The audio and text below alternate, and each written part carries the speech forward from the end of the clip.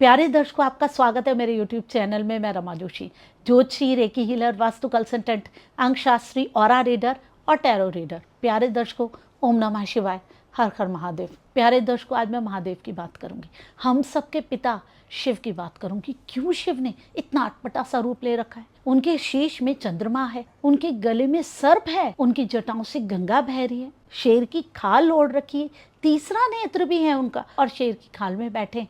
क्यों इतनी सारी अटपटी सी चीज़ें हमें महादेव के रूप में दिखती हैं? लेकिन जब हम महादेव को देखते हैं, जब हम उनके उस रूप को देखते हैं, तो कितना ज़्यादा हमें प्यार आता है, हमें कितनी श्रद्धा आती है, पूरा समर्पण आ जाता है। इतना अटपटा सा रूप लगने के बाद भी क्यों इतना आकर्षण उस रूप में है, वो समझिए। कैसे वो रूप हमें हमारी ही चीज़ों के बारे में बता रहा है, कैसे उस परम शक्ति ने हमें बताया है कि उसने हमें क्या क्या दे रखा है। आज हम महादेव के उस रूप को डिकोड करेंगे और अपने अंदर की उन एनर्जीज को भी डिकोड करेंगे जो उनके साथ जुड़ी हुई। चलिए प्यारे दर्शकों, वीडियो शुरू करते हैं। बात करते हैं उस परम शक्ति की, उस परम ऊर्जा की, जो कि तेज रूप में विद्यमान है। वो परम शक्ति जो हम सबको जोड़े रखती है, जो हर जगह हमेशा विद्यमान रहती है। एक ही ऊर्जा हर जगह हमेशा है और वो कभी भी ख़त्म नहीं होती है। एक ही ऊर्जा हर जगह हमेशा है और वो हमेशा ही रहती है। हम सब एक ही ऊर्जा से प्रकाशित होते हैं, हम सब एक ही हैं, एक ही ऊर्जा के अंदर आ जाते हैं। जैसे एक समुद्र में घड़ा पड़ा हो पानी का, उसके अंदर भी पानी और बाहर भी पानी, वैसे ही हम उस ईश्वर से जुड़े हुए हमेशा हमेशा के लिए। और ये चीज़ हमें उस कोरोना काल में पता चल गई, हमें उस कोविड के काल में पता चल गई, कैसे हम लोग सब एक दूसरे से जुड़े। कोई भी एक समस्या एक को आएगी तो दूसरे को भी आ जाएगी। हम सब एक ही ऊर्जा से प्रकाशित हैं। वो परम शक्ति, वो सदचित आनंद, वो सच्चिदानंद, वो ईश्वर ऊर्जा रूप में है, ज्योति रूप में विद्यमान है। उस ज्योति ने अपने आप को एक रूप देना चाहा, एक रूप दिया उस परम ज्योति ने, उस परम शक्ति ने, उस परम ऊर्जा ने, जो हमेशा अपने तेज से प्रकाशित रहती है और हमेशा अपने आप ही आनंदित रहती है। उस परम ऊर्जा ने, उस परम आत्मा ने इस सृष्टि का निर्माण करना चाहा, अपने आप को एक रूप देना चाहा। तो सबसे पहले क्या रूप दिया? सबसे पहले इस सृष्टि में शिवलिंग बना और वो बना महाशिवरात्रि के दिन। इस सृष्टि में सबसे पहले शिवलिंग बना, इसलिए महाशिवरात्रि का दिन हमारे लिए इतना इम्पोर्टेंट होता है। हमारे ऋषि मुनि इस सृष्टि की रचना, इसकी गहराई, इस ईश्वर के बारे में बहुत गहन जानते हैं। कैसे जानते हैं? क्योंकि उन्होंने ध्यान लगाया, मेडिटेशन करी, तप किया, त्याग किया, उन सारी चीज़ों से वो उन ऊर्जाओं को समझने लग गए। तो इस सृष्टि में सबसे पहले शिवलिंग बना, महादेव का वो रूप बना। क्यों लिया महादेव ने वो रूप? अरे समझिए, वो हमारी ही ऊर्जाओं को बता रहे हैं। क्यों बता रहे हैं? क्योंकि जब उस परम ऊर्जा ने एक रूप दिया जिसकी हम पूजा करेंगे, प्रार्थना करेंगे, जिससे हम जुड़ेंगे, हमें कोई भी दिक्कत आएगी, समस्या आएगी, कुछ भी अच्छा होगा, हम उसके साथ बातचीत करेंगे। वो कौन है? वो वैसा ही तो होगा जैसे हम हैं। अगर हमें कोई कहे भाई परम ज्योति की पूजा करो, तो हम उस तरीके से नहीं कर सकते। लेकिन हमें कोई हमारे ही जैसा दिखने वाला हो, उसके बारे में कुछ कहा जाए तो हम उसके साथ अपना संबंध बना सकते हैं। जैसे हमारी आंखें हैं, हमें शिव की भी आंखें दिखती हैं और हम उनसे बातचीत कर सकते हैं। एक परम ज्योति हमें समझ नहीं आएगी कि वो क्या रिएक्ट कर रही है। शिव जी से जब हम बातें करेंगे तो हमें समझ में आएगी। तो उस परम शक्ति ने हमें इस दुनिया को चलाने के लिए, बताने के लिए वही रूप दिया जो ऊर्जाएं हमारे अंदर दे रखी थी और उनको ही प्रकट किया। और वही हमारे ऋषि मुनियों ने बताया, जैसे हम समझ नहीं पाए। अब हम समझते हैं अपने अंदर के उस शरीर को। ये तो वो शरीर है हमारा भौतिक जो कि दिख रहा है। हमारे अंदर जो हमारा सूक्ष्म शरीर है उसकी बात करते हैं, जिसमें 7 चक्र है, 72,000 नाड़ियाँ हैं और 3.5 लाख उप नाड़ियाँ मिलकर बनती हैं। उस शरीर के अंदर हमारे 3 मुख्य नाड़ी हैं, सूर्य नाड़ी, चंद्र नाड़ी और सुषुम्ना नाड़ी। जो हमारा दाएं तरफ है वो सूर्य नाड़ी से जुड़ा हुआ है। सूर्य नाड़ी पावर से जुड़ी हुई है, शक्ति से जुड़ी हुई है, ऊर्जा से जुड़ी हुई है, जिसका रंग है सुनहरा, जिसमें विष भी है। सूर्य नाड़ी में विष है, आपने नहीं सुना होगा। शिव संहिता में बिल्कुल क्लियरली लिखा है कि हमारी सूर्य नाड़ी में विष है। हमारी सूर्य नाड़ी गर्म है, गोल्डन कलर की है, उसके अंदर विष है, तेज ऊर्जा है, अग्नि जैसी है वो, और वो हमेशा अग्नि की तरह ऊपर उठती है, हमें गरम गरम लगता है। जब वो एक्टिवेट हो जाती है ना, हमारी ज़िंदगी की मॉनिटरी प्रॉब्लम्स ख़त्म हो जाती हैं, पावर वाले इशू सारे ख़त्म हो जाते हैं, हमारे पास पावर आ जाती है, पैसा आ जाता है, सपोर्ट मिल जाती है, हम शक्तिशाली हो जाते हैं, हम बोल्ड हो जाते हैं। वह है हमारी सूर्य नाड़ी। और हमारी चंद्र नाड़ी जो कि हमारी बाईं तरफ से जुड़ी हुई है, हमारी लेफ्ट साइड से जुड़ी हुई है। वो किस चीज़ से जुड़ी है?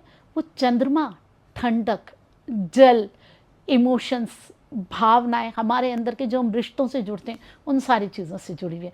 तो हमारे अंदर के रिश्ते उस चंद्र नाड़ी को बताते हैं, जो कि ठंडक है, जो कि पानी है। जब हमारी चंद्र नाड़ी एक्टिव हो जाती है ना, हम इमोशनली स्ट्रांग हो जाते हैं, तो हम इमोशनली स्टेबल हो जाते हैं। हम छोटी छोटी बातों में किसी की विचलित नहीं होते।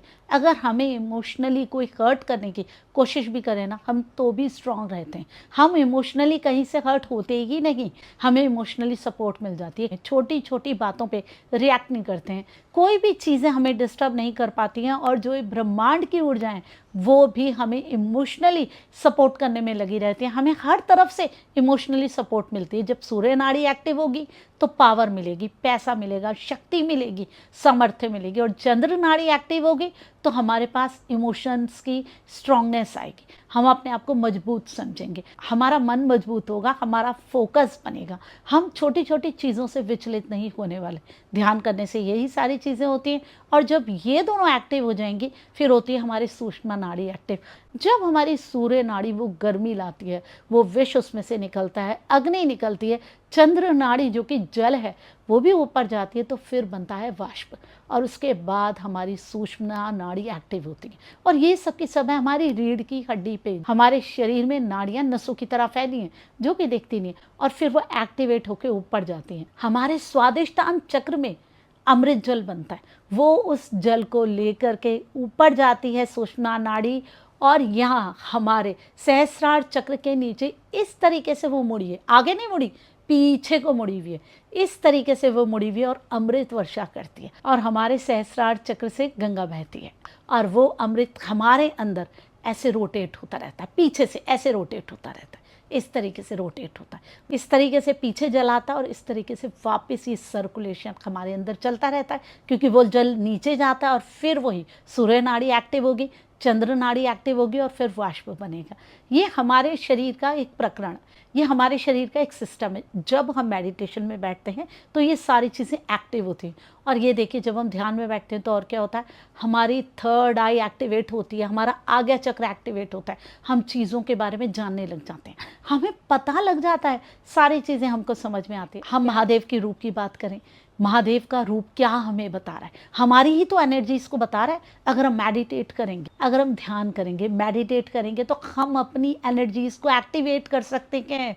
उनके राइट तरफ हाथ में त्रिशूल होता है जो कि पावर का सिंबल है, शक्ति का है, प्रोटेक्शन का सिंबल है। और वो ही हमारी सूर्य नाड़ी बताती है, वो एनर्जी, वो पावर हमारे अंदर आ जाती है, हम अपने आप को प्रोटेक्ट करने वाले बन जाती है। और हमारी सूर्य नाड़ी में जो विष है ना, उसी को बता रहे हैं जो कि वासुकी नाग है, जो कि उनके शरीर में नाग लिपटे हुए, हम उनके गले में देखते हैं कि नाग होते हैं, वो उसी विष को बता रहे हैं। हमारे शरीर में भी बहुत सारे विष हैं जो कि हमें नेगेटिविटी से बचाते हैं। जब हमारे अंदर मजबूती होगी, सामर्थ्य होगी, तभी तो लोग हमसे डरेंगे। हम कमज़ोर होंगे तो फिर कैसे डरेंगे।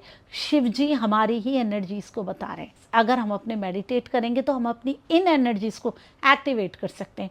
महादेव के शीश में बाईं तरफ चंद्रमा है जो कि चंद्र नाड़ी की बात को बताता है, जो कि बताता है कि हमारे अंदर चंद्र नाड़ी है, हमारी उस ऊर्जा को ही बता रहा है। शिव जी के बाईं तरफ शीश में चंद्रमा विराजमान है जो कि हमारे मन से जुड़ा हुआ है, हमारे इमोशन से जुड़ा हुआ है। हम मेडिटेट करें तो हम उस पर कंट्रोल कर सकते हैं, हम उसे अपने शीश पे धारण कर सकते हैं। वो हमें काबू नहीं करेगा, हम उसे काबू कर सकेंगे, हम उसे काबू कर सकेंगे। और महादेव के सामने बाईं तरफ कमंडल पड़ा रहता है ना जल का, शीतलता का। जब हम ध्यान लगाते हैं तो हमारे अंदर की एनर्जीज एक्टिवेट हो जाती हैं, हमारे अंदर का जल एक्टिवेट हो जाता है, इमोशंस बैलेंस हो जाते हैं, एक्टिवेट हो जाते हैं जब हम ध्यान लगाते हैं।